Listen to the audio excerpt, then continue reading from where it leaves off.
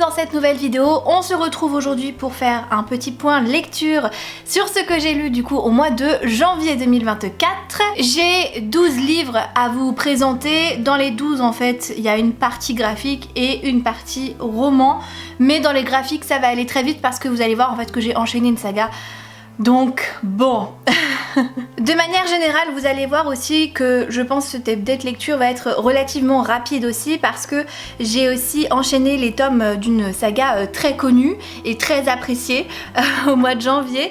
Donc on va faire le point de toute façon, ne vous inquiétez pas. Bien évidemment, si tu souhaites soutenir ma vidéo, n'hésite pas à me mettre un petit pouce vers le haut, ça me fera très plaisir et ça permettra à l'algorithme YouTube de mettre ma vidéo en avant. Donc merci beaucoup si tu le fais. Et tu peux aussi me laisser un petit commentaire.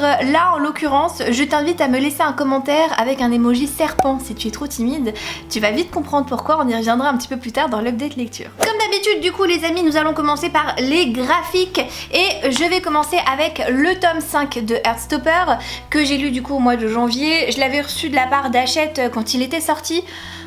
Je sais plus, en novembre ou en décembre, il est sorti fin d'année, donc il a pas trop attendu dans ma pile à lire de graphique, on va dire. C'était une de mes lectures prioritaires en termes de BD parce que je voulais vraiment avoir la suite de l'histoire de Nick et Charlie que j'aime particulièrement. C'est une romance MM Heartstopper si vous ne connaissez pas, qui est très doudou, qui est très belle, avec des très beaux messages. La romance est vraiment trop choubidoua, c'est impossible de résister à autant d'amour et pourtant on y traite quand même de sujets assez importants dans ces livres, je trouve. Ça met en avant beaucoup de choses, des sujets aussi de représentation. Par exemple, on trouve déjà forcément de la représentation homosexuelle, on a aussi de la représentation de personnes transgenres, on a aussi pas mal de messages comme tout ce qui est troubles alimentaires, l'anxiété, la dépression. Il y a beaucoup de choses dont on aborde un petit peu le sujet en fait dans les graphiques et je trouve ça hyper intéressant. Et là du coup ce titre s'appelle Première fois. Donc je pense que ça laisse sous-entendre, vous l'avez compris, une ouverture à la sexualité pour Nick et Charlie et j'ai trouvé que le sujet avait été très bien traité.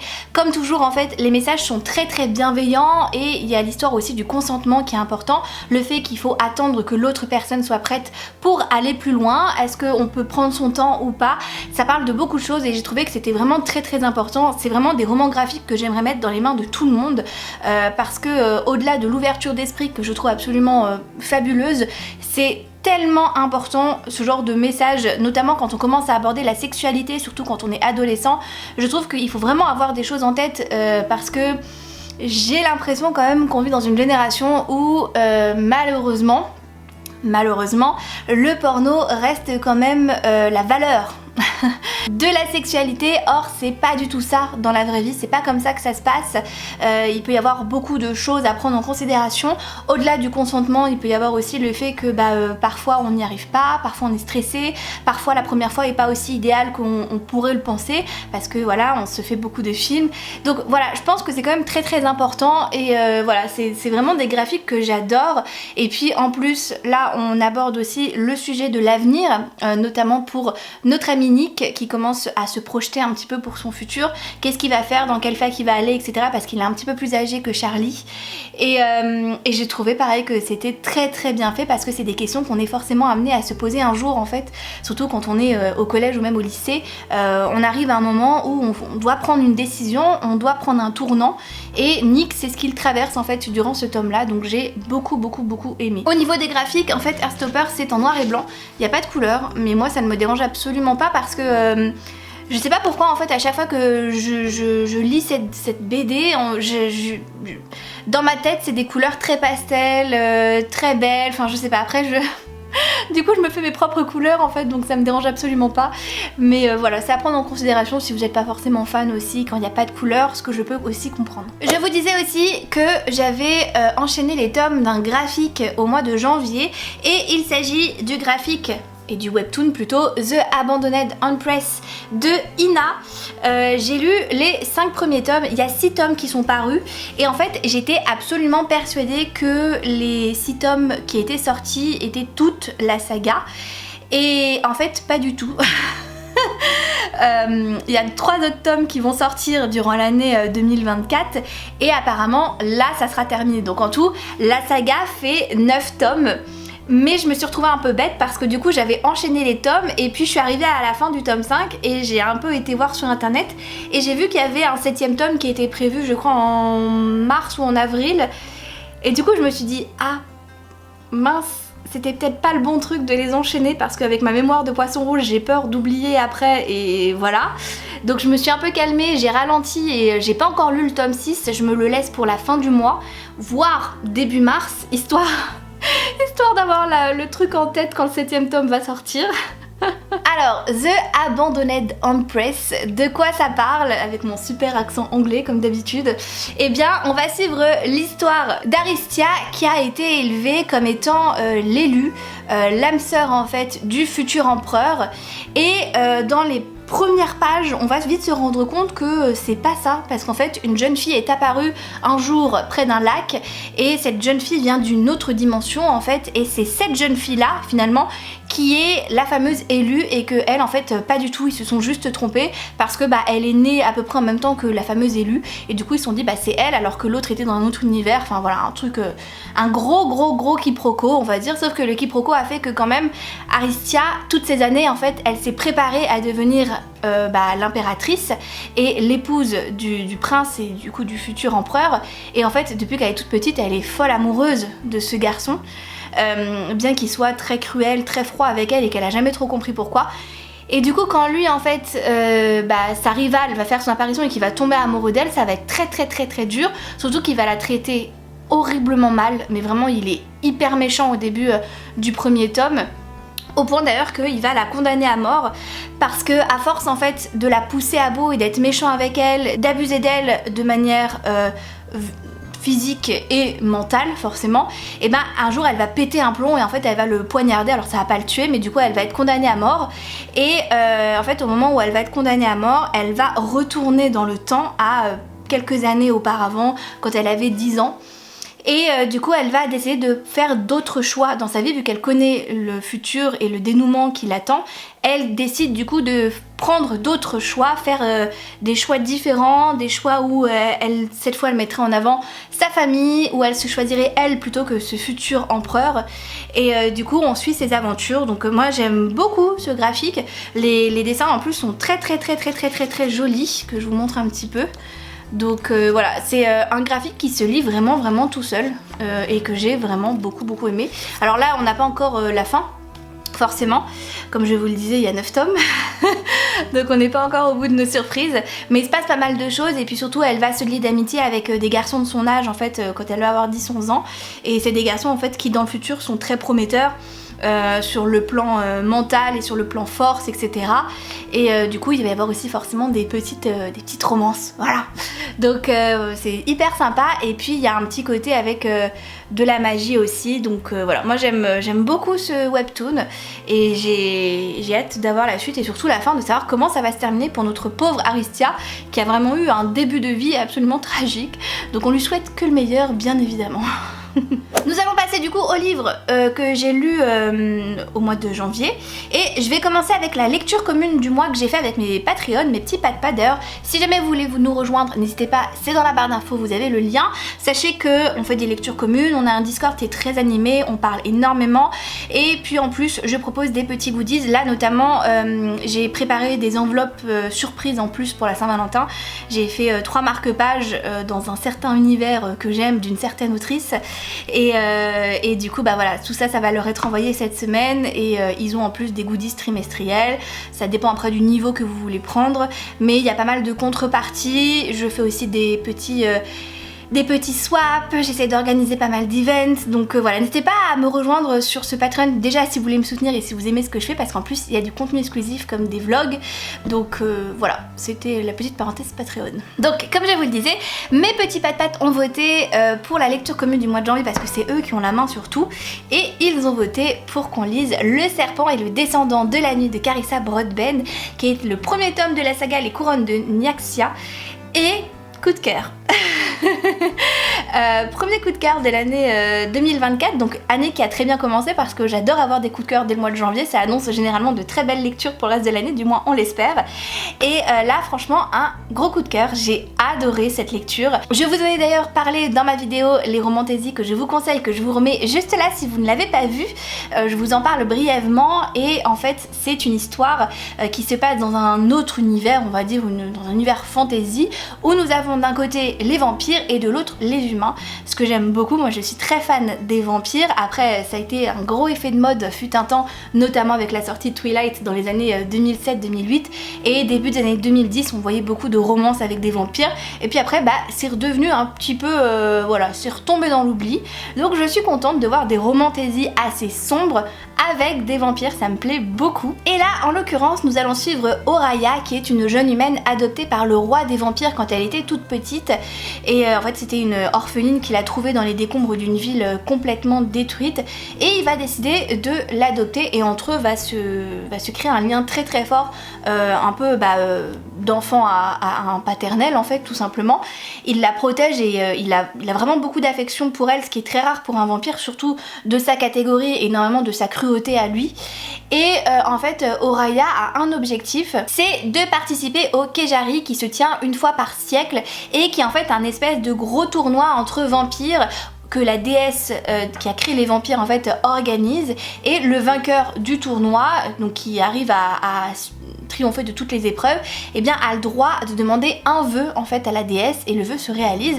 C'est d'ailleurs comme ça que Vincent, qui est le roi des vampires et donc celui qui a adopté Oraya, a réussi en fait à devenir le roi des vampires. Il a demandé à être un des vampires les plus puissants qui existent au monde et donc du coup ça a fait qu'il a réussi à devenir le roi des vampires et à inverser en fait la succession du trône parce que en fait on va vite se rendre compte qu'il y a les vampires et les humains, mais dans les vampires il y a plein de clans rivaux, des clans qui habitent déjà à différents endroits, et dans ces différents endroits, donc là notamment pour les descendants de la nuit, le clan du descendant de la nuit, il y a deux types de vampires en fait qui se battent pour le trône. Je sais plus leur nom exact. Ma mémoire de poisson rouge, mais il y a deux types de vampires en fait qui sont rivaux, et en fait Vincent a volé le pouvoir à l'autre lignée de vampires, donc c'est un peu compliqué comme ça, mais vous inquiétez pas, dans le livre c'est très très bien expliqué. L'autrice a vraiment bien mis son univers à plat, on comprend tout dès le début, c'est très très bien fait. Et du coup Oraya va participer, donc comme je vous le disais, à ce grand tournoi où il y a plein d'épreuves et où elle va devoir essayer de survivre en sachant que c'est la seule humaine et que généralement les humains c'est de la bouffe, voilà. Donc c'est un peu compliqué parce qu'en plus elle va saigner, machin et tout, il va lui arriver plein de trucs, et durant ces tournois, elle va devoir faire équipe avec un vampire, vampire qui est donc un descendant de la nuit, mais son clan c'est les Rachi, les Richa, je sais plus, un truc comme ça. En gros, c'est un clan rival à celui de son père. Et du coup, elle va quand même devoir faire équipe avec lui parce que c'est le seul déjà qui lui propose de l'aide. Et parce qu'ils semblent assez différents. Et ils ont un comportement différent de ce que peuvent avoir les vampires quand ils sont avec Oraya, parce qu'Oraya en plus elle a un sang qui visiblement est délicieux. Donc voilà, et puis en fait ça va être révélation sur révélation, complot sur complot, ça nous retourne le cerveau, il y a une romance dedans qui est une romantaisie, Enemies to Lover, Slow Burn. Donc ce que j'aime le plus au monde, et c'est hyper bien fait, c'est vraiment très très bien fait, il y a une tension entre les deux personnages qui est absolument incroyable, que j'aime beaucoup. Et du coup j'ai trop hâte d'avoir le tome 2 quoi, enfin je veux dire la fin était absolument explosive et incroyable, je m'y attendais absolument pas. J'avais vu venir quelques petits trucs et en fait c'était totalement mais encore pire. Donc franchement c'était vraiment bien. Par contre trigger warning bien sûr, c'est un livre qui est très violent. Pour moi c'est un peu de la dark fantasy quand même parce qu'on est dans un univers vraiment très sombre. L'autrice a vraiment pas peur de faire du mal à ses personnages. Son héroïne s'en prend mais plein la girouette, honnêtement elle arrête pas de saigner, il lui arrive plein de trucs horribles, enfin franchement c'est vraiment très dur parfois. Donc juste voilà, trigger warning par rapport à ça. Et bien sûr vu que c'est un univers avec des vampires, le sang est un peu au milieu de tout, donc voilà, si ça vous met un peu mal à l'aise, je ne vous le recommande pas bien sûr. Donc en tout cas moi j'ai passé un excellent moment de lecture. J'ai aussi eu des messages parce que visiblement voilà, ce format là que j'ai moi en relié n'existe plus, on ne le trouve plus en librairie parce que visiblement ils ont peut-être pas fait assez de stock. Sachez qu'il ressortira à la fin de l'année quand le tome 2 sortira. voilà, donc pas la peine de vous précipiter sur Vinted et de l'acheter à des prix exorbitants parce que je sais très bien que c'est ce qui se fait sur Vinted. Sachez qu'il ressortira à la fin de l'année, donc si vous êtes un petit peu patient, voilà. Ensuite, je vais aller sur une relecture, mais ça vous le savez parce que je vous en avais parlé. Je vais pas m'attarder du coup dessus parce que c'est le tome 4 d'Acotar. C'était le tome 4 que j'ai commencé au mois de décembre et que j'ai terminé en fait début janvier, donc ça a été ma première lecture de l'année et c'était une relecture que j'ai fait du coup avec mes petits palpates aussi parce qu'on s'est relu toute la saga en fait sur la fin d'année, c'est quelque chose que j'aime beaucoup faire et... Comme d'habitude, coup de cœur, saga incroyable. Là c'est un tome où on va pas suivre Fer et Rysand, on va suivre Nesta. Et c'est la sœur de Fer et c'est compliqué au début, mais c'est un tome qui est très important. Je sais que beaucoup détestent Nesta et c'est totalement normal étant donné ce qui se passe dans la saga. Mais donnez-lui une chance parce que moi maintenant c'est un de mes personnages préférés. Mais genre vraiment un de mes personnages préférés, je l'aime trop. Et il faut savoir que ça parle de dépression, d'anxiété, de deuil, ça parle de beaucoup de choses et c'est un très beau livre qui me fait tout le temps pleurer de toute façon, vu les messages véhiculés. Donc je vous le recommande vraiment fortement parce que c'est vraiment incroyable, vraiment. C'est, je pense, au même stade que le tome 2 d'Acotar, voire peut-être même un petit peu mieux, c'est pour vous dire. Et nous allons terminer, les amis, avec une saga que j'ai enchaînée, je vous en ai parlé en début de vidéo, une saga très connue, d'une autrice très connue, que tout le monde apprécie, enfin la saga en tout cas, et moi ça avait été un énorme flop, cette saga quand je l'avais commencée, et je l'avais mis de côté. Il s'agit du coup bien sûr, c'est évident si vous suivez mes stories et tout, de la saga Keleana de Sarah J. Maas. Donc du coup j'ai lu le préquel et les 3 premiers tomes de la saga au mois de janvier, donc j'ai pas chômé, hein, j'ai bien enchaîné les tomes, je suis plutôt contente de moi honnêtement. C'est quoi Keleana? Keleana en fait c'est un univers de fantasy où nous allons suivre du coup comme vous l'avez deviné Keleana qui est une jeune esclave au début du tome 1 en fait, qui a été condamnée, on ne sait pas trop pourquoi, qu'est-ce qui s'est passé, etc. On sait juste qu'elle est esclave dans des mines en fait, et que le prince va lui demander son aide parce que jadis c'était la plus grande assassineuse d'Adarlan et qu'elle avait une réputation terrible, et le prince Dorian a besoin d'elle pour qu'elle devienne le nouveau champion du roi, parce que c'est un espèce de concours en fait qu'ils ont organisé entre nobles, et le prince Dorian veut que ça soit elle qui gagne, que ça soit son champion à lui qu'il a mis dans les pattes du roi qui gagne, et du coup pour lui il n'y a que elle qui peut rivaliser avec les autres candidats, et bien évidemment elle va accepter, elle va faire des épreuves pour essayer de devenir le champion du roi, etc. Mais c'est beaucoup plus que ça. Déjà, premier point important à savoir avec cette saga, sachez qu'il y a un préquel qui est sorti chez La Martinière du coup au mois de novembre, si je ne m'abuse, octobre ou novembre dernier, donc qui est celui-là qui s'appelle La Lame de l'Assassineuse, que Sarah J. Maas a écrit durant sa saga, mais qui se passe avant le fameux tome 1 qui s'appelle L'Assassineuse, qui est celui-ci. Et je vous invite très fortement à lire le préquel avant. J'en ai parlé avec certaines d'entre vous sur Instagram qui m'ont posé la question.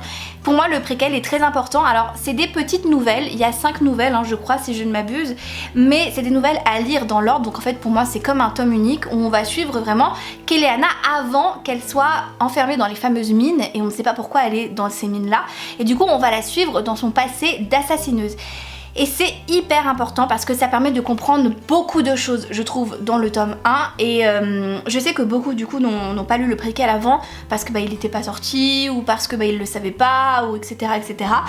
Moi du coup quand j'ai recommencé ma relecture d'Acotar, parce que j'avais jadis lu le tome 1 et du coup le tome 2, et je les avais pas forcément trop appréciés, je trouvais l'univers hyper compliqué, il y avait plein de trucs que j'avais pas saisis, je trouvais que ça partait dans tous les sens, c'est très maladroit, et en fait j'ai été déçue parce que je retrouvais vraiment pas la plume de Sarah J. Maas que j'adore, qui est une de mes autrices préférées. J'adore Crescent City, j'adore Acotar, et là en fait dans Keleana je la retrouvais pas du tout et je comprenais pas. Mais c'est normal, c'est normal parce que pour moi en fait il faut absolument commencer par le préquel. Déjà parce que le préquel elle l'a écrit des années plus tard. Donc au niveau de sa plume, je trouve qu'on la reconnaît vachement, on voit vachement plus ses tournures de phrases, on a beaucoup plus l'habitude de voir où elle veut en venir, etc. Alors que les 2 premiers tomes sont à mon sens relativement maladroits, ce qui est normal parce qu'elle les a écrits quand elle avait 17 ans, c'est ses premiers livres, donc vous imaginez bien qu'elle a fait du chemin depuis. Donc voilà déjà, mais surtout je trouve qu'il y a énormément d'éléments pour comprendre déjà la psychologie des personnages, le passé de Keleana, qui sont pour moi hyper importants pour comprendre la suite de l'histoire, pour comprendre pourquoi elle fait certains choix. Surtout qu'en plus, dans les 2 premiers tomes, elle parle de beaucoup d'éléments qui se sont passés dans le passé, justement, et qui du coup font écho au fameux préquel. Voilà, donc je vous invite très fortement à lire le préquel, déjà parce qu'il est excellent, il est vraiment très très bon. C'est des petites nouvelles sur plein de choses qu'elle a fait en tant qu'assassineuse, et je l'ai trouvé hyper intéressant, et je l'ai pas lâché ce préquel. D'ailleurs quand je l'ai commencé, je me suis dit ah mais j'adore, c'est trop bien, et ça m'a vraiment donné envie en fait après de repartir sur le tome 1 et le tome 2, ce que j'ai fait bien sûr, et j'ai beaucoup plus apprécié ma lecture. Donc comme quoi, vous voyez, il manquait peut-être juste ce préquel qu'il aurait fallu sortir avant chez La Martinière. Je sais pas pourquoi ils l'ont pas sorti avant, parce qu'il existait déjà en VO, mais bon bref. Donc je pense que s'ils l'avaient sorti avant, que j'avais lu ça et qu'après j'avais enchaîné avec les 2 tomes comme je l'avais fait, j'aurais beaucoup plus apprécié ma lecture et c'était beaucoup plus confortable. Donc j'ai lu ces 3 livres là, et bien sûr vu que j'ai tellement aimé, j'ai lu le tome 3 de Keleana qui a été une pépite. Un tournant à 90 degrés. Alors franchement, autant le tome 1 et le tome 2 sont relativement maladroits, je trouve qu'il se passe pas énormément de choses, les romances aussi sont un peu maladroites, on voit qu'elle tatillonne vachement. Autant le tome 3, là c'est clair et net, elle a vraiment trouvé son style, là on la reconnaît vachement dans ses intrigues, dans les révélations qu'elle fait, parce que normalement, après c'est mon avis, mais dans les écrits de Sarah J. Maas, on est tout le temps en haleine. On attend tout le temps quelque chose qui va se passer. J'ai l'impression en fait, moi à chaque fois que je lis des livres d'elle, d'être tout en haut d'une montagne, à 2 doigts de tomber, et de me retenir mon souffle à chaque fois, parce que elle me balance des infos, elle me balance des trucs, des bidules, des machins, à chaque fois j'ai le souffle coupé. Donc c'est exactement ça dans le tome 3. Le tome 3 en plus, Keleana va partir, donc ce qui fait qu'on va rencontrer des nouveaux personnages. On rencontre Manon, voilà, c'est tout ce que j'ai à dire, incroyable. L'univers devient beaucoup plus facile à comprendre, elle l'étoffe vachement, elle explique beaucoup plus de choses aussi, qui est resté très vague dans le tome 1 et dans le tome 2. Ce qui fait d'ailleurs qu'il est beaucoup plus gros, et vraiment j'ai adoré ce tome 3, et ce tome 3 je l'ai dévoré, vraiment dévoré, tellement j'ai aimé. Et du coup bien sûr après là je suis en train de continuer la saga parce que j'aime beaucoup trop, et ce tome 3 a vraiment été un coup de cœur. Donc je vous invite à continuer la saga si comme moi vous n'avez pas aimé le tome 1 et le tome 2, si vous les avez trouvés maladroits, si vous n'avez pas retrouvé l'autrice, si vous avez trouvé qu'Elena était assez insupportable. D'ailleurs c'est expliqué dans le préquel, enfin tout est expliqué dans le préquel, donc c'est pour ça que ça a son importance. Et puis aller jusqu'au tome 3, aller au moins jusqu'au tome 3, étant donné tout ce qui se passe, et on rencontre enfin le Love Interest, enfin.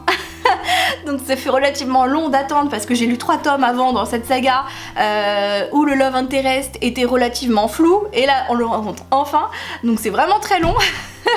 Mais ça vaut le coup, franchement ça vaut le coup, et puis vraiment l'univers est super quoi. Dans le tome 3 je me suis éclatée, je me suis vraiment éclatée, et j'ai vraiment retrouvé ce que j'aime dans les écrits de Sarah J. Maas. C'est pour ça que du coup je vous recommande fortement cette saga, surtout avec le challenge Romantaisie de Nina Quill qui est actuellement en cours, donc n'hésitez pas à foncer sur cette saga quoi. Par contre, petit conseil de vous à moi, je pense que les livres de Sarah J. Maas sont beaucoup plus sympathiques quand on a la possibilité de les enchaîner. C'est ce que j'avais fait pour ACOTAR quand j'avais découvert du coup cette saga, et ça avait été du coup un coup de cœur phénoménal. Et là j'enchaîne les tomes de Keleana et c'est un coup de cœur. Voilà, donc je vous invite à enchaîner les tomes parce que déjà c'est tellement plus frais, tellement plus simple, tellement plus fluide, que c'est mieux parce que ces univers en plus sont assez denses.